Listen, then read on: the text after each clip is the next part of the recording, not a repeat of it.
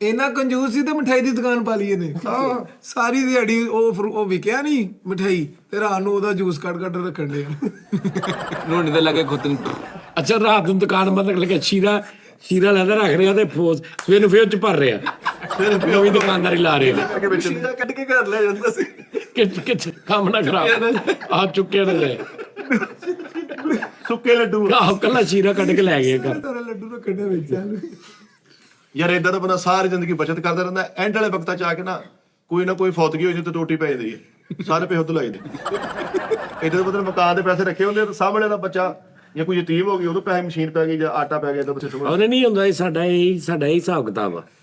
ਫੌਤ ਕਿਸੇ ਤੋਂ ਇੱਕ ਬੰਦਾ ਦੂਜੇ ਸ਼ਹਿਰ ਤੇ ਵਿਚਾਰਾ ਮੁਲਾਜ਼ਮਤ ਕਰਨ ਦਿਆ, ਉਹਨੂੰ 15,000 ਦੀ ਬੁਟੀਕ ਐਵੇਂ ਪੈ ਬੈਠੇ ਬਿਠਾਇਆ ਸਾਡੇ ਮਹੱਲੇ ਰਕਸ਼ੇ ਵਾਲਾ ਉਸਤਾਦ ਜੀ, ਹੁਣ ਲਫ਼ਜ਼ ਸ਼ਿਲਾ ਗਲਤ ਤਾਂ ਨਹੀਂ? ਨਹੀਂ ਛੇਲਾ ਜੀ ਚ ਕਿਹੜੀ ਗੱਲ। ਉਹ ਵਿਚਾਰਾ ਰਕਸ਼ਾ ਚਲਾਉਂਦਾ ਸੀ, ਮਾੜਾ ਗਰੀਬ ਬੰਦਾ, ਉਹਦੀ 70,000 ਦੀ ਕਮੇਟੀ ਨਿਕਲੀ, ਸਾਲ ਬਾਅਦ ਕਮੇਟੀ ਨਿਕਲੀ ਤੇ ਬਾਹਰ ਤੜਦੇ ਖਲੋਤਾ ਰੋਣ ਡਿਆ। ਮੈਂ ਕੀ ਹੋਇਆ? ਮੈਂ ਯਾਰ ਤੈਨੂੰ ਕੀ ਦੱਸਾਂ ਭਾ ਮਿਟਿਆ, 70,000 ਦੀ ਕਮੇਟੀ ਨਿਕਲੀ, ਬੜੇ ਅਰਮਾਨ ਸੀ। ਕਹਿੰਦਾ ਉਧਰੋਂ ਫੁੱਫੀ ਦੀ ਕੁੜੀ ਦਾ ਛਿਲਾ ਪਿਆ ਗਿਆ, ਕਹਿੰਦਾ ਮੈਨੂੰ ਕਹਿ ਦਿਓ ਫੁੱਫੀ ਦੀ ਕੁੜੀ ਦਾ ਛਿਲਾ ਪੈ ਗਿਆ ਤਾਂ ਉਹਨੂੰ ਕਾਹਦਾ ਇਹਦੇ ਘਲਾਤੀ ਨਾ। ਭੈਣ ਬਣਾਈ ਸੀ ਨਾ ਮੇਰੀ ਸੱਚੀ ਭੈਣ, ਉਹਨੇ ਵਿਆਹੀ ਸੀ, ਕਹਿੰਦਾ ਛਿਲਾ ਪਿਆ ਗਿਆ, ਕਹਿੰਦਾ 65 ਉੱਤੋਂ ਲਾਈ ਨਾ 5 ਵਜਣਾ ਲੱਗਾ।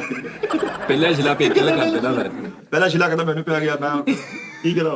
ਮੈਨੂੰ ਨਹੀਂ ਪੈ ਗਿਆ, ਮਤਲਬ ਮੈਨੂੰ ਫਟੀਕ ਪੈ ਗਈ। ਆਹ ਵੀ ਕਹਿੰਦਾ ਮੈਨੂੰ ਪਿਆ ਗਿਆ ਛਿਲਾ, ਮੈਂ ਹੁਣ ਕਰਦਾ ਸਾਰਾ ਕੁਝ ਕਰਦਾ। ਮੈਂ ਕਿਹਾ ਚਲੋ ਕਰੋ ਭਾਈ ਬਚਾ ਕੇ। ਨੋਨੀ ਦੇ ਕੰਧ ਲਾ ਕੇ ਖੁੱਤ ਨੇ ਕੀਤਾ, ਕਹਿੰਦਾ ਬਦਤਮੀਜ਼।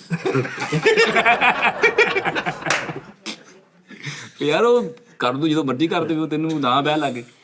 ਯਾਰ ਮੱਛਰ ਇਹਦੇ ਲਾਗੋਂ ਨਿਕਲ ਕਹਿੰਦਾ ਯਾਰ ਮੱਛਰ ਵਾਲੀ ਜਲੇਬੀ ਲਈ ਆ ਤੇ ਰਾਤ ਨੂੰ ਸੌਣ ਲੱਗਾ ਆਪਣੀ ਬੇਗਮ ਕਹਿੰਦੇ ਇਸਕੋ ਆਫ ਕਰਕੇ ਸੋਣਾ। ਤੇ ਉਹਨੂੰ ਬੁਝਾ ਕੇ ਆਫ ਕੀ ਕਰਨਾ ਉਹਦਾ ਦੱਸ ਯਾਰ, ਉਹ ਤਾਂ ਕੀ ਆਫ ਕਰੋ। ਉਹਨੇ ਕਿਹਾ ਇਹ ਜਲੇਬੀ ਬੁਝਾ ਦਿਓ ਤੇ ਉੱਥੇ ਹੀ ਤੁੱਕ ਚੜਦਾ। ਖਗਾਰ ਹੁਣ ਜਲੇਬੀ ਇਹਨਾਂ ਨੇ ਐਡੀ ਮਾਠੀ ਜਲੇਬੀ ਲਈ ਉਸਤਾਦ ਜੀ। ਇਹਦੇ ਕਰਦੇ ਕਹਿੰਦੇ ਜਲੇਬੀ ਬੰਦ ਕਰਦਾ, ਮੱਛਰ ਉੱਡ ਕਹਿੰਦਾ ਤੁਸੀਂ ਸੋਇਓ ਅਸੀਂ ਆਪ ਹੀ ਕਰ ਦਾਂਗੇ। ਉਹ ਜਲੇਬੀ ਵੀ ਬਹੁਤ ਨੈਸ਼ ਹੁੰਦੀ ਯਾਰ ਇਹਨੇ ਦੂਜੀ ਖਾਣ ਵਾਲੀ ਜਲੇਬੀ ਲਾਤੀ ਮੱਛਰਾਂ ਵਾਸਤੇ, ਮੱਛਰ ਆਇਆ ਕਰ ਕਹਿੰਦੇ ਓਏ ਉਹ ਨਹੀਂ ਹੈਗੀ, ਆਜੋ। ਅੱਛਾ ਮੱਛਰ ਮੋਟਰਸਾਈਕਲ ਤੇ ਨੇ, ਉਹਦਾ ਇਸ਼ਾਰਾ ਚੈੱਕ ਕਰ ਵੀ ਮੋਟਰਸਾਈਕਲ ਤੇ ਨੇ, ਕਹਿੰਦਾ ਆ ਜਾਓ। ਲੈ ਦੱਸ ਸਾਰੀ ਤੁਹਾਨੂੰ ਪਤਾ ਨਾ ਕਮਾਂਡਰ ਸੇਫਗਾਰਡ ਦੇ ਡਰਟੂ ਸੀਗਾ। ਹਾਂ ਜਦੋਂ ਤੁਸੀਂ ਦੇਖਣਾ ਮੈਨੂੰ ਦੱਸਣਾ, ਸਾਡੇ ਪਿਛਲੀ ਗਲੀ 'ਚ ਰਹਿਣ ਡੇ ਸੀਰੀਅਸਲੀ ਉਦਾਂ ਦੇ ਮੁੰਡਾ, ਉਹਦਾ ਸਿਰ ਵੀ ਲੰਬਾ। ਮੈਂ ਕਿਹਾ ਮੇਰਾ ਭਾਈ ਬਾਬਰ ਨਾਲ ਕਿ ਕਮਾਂਡਰ ਸੇਫਗਾਰਡ ਦਾ ਡਰਟੂ ਨਹੀਂ।